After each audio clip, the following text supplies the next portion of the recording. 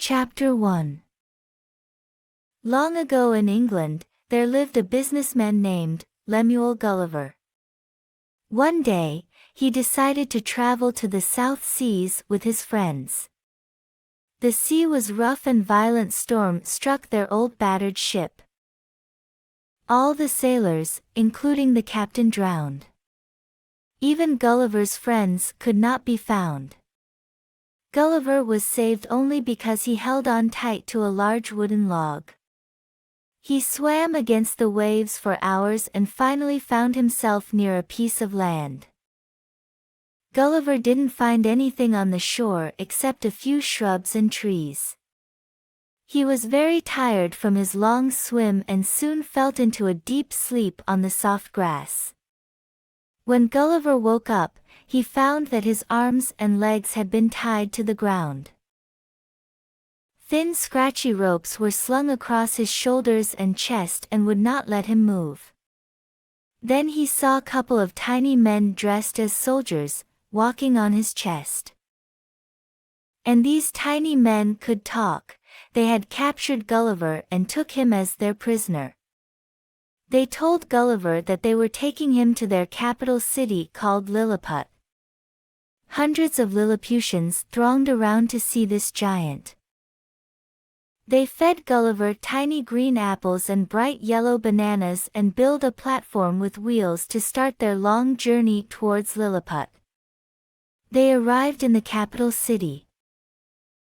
Gulliver was astonished to see an entire world of tiny trees, houses, animals and men all around him.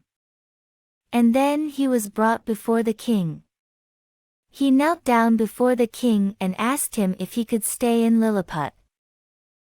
The Lilliputians no longer thought that Gulliver was a giant sent to destroy them.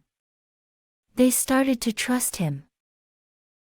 One day, the king invited Gulliver for his birthday celebrations. Suddenly, a fire broke out in the palace. Gulliver pulled a stone fountain from the garden and poured the water on the flames. The Lilliputians were very pleased with him and so they decided to build a house for him. After some days, Gulliver saw a fleet of ships from the neighboring land of Blefuscu coming to wage war on Lilliput. Gulliver waded through the water to stop the Blefuscuan attack. The spears hit Gulliver like tiny needles and had no effect on him.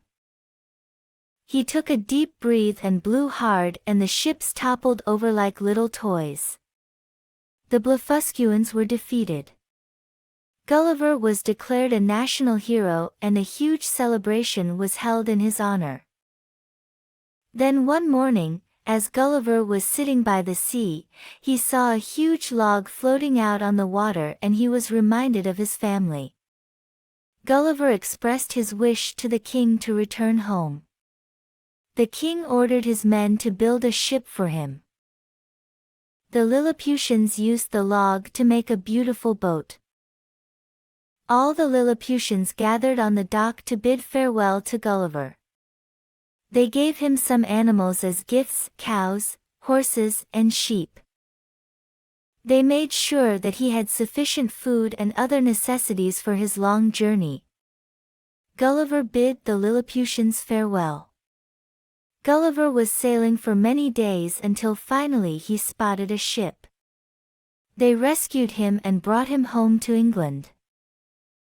His friends were amazed to see the tiny animals. Gulliver told them of his adventures in the land of Lilliput, and because his memories were so fond, Gulliver decided that he would travel back to Lilliput again soon.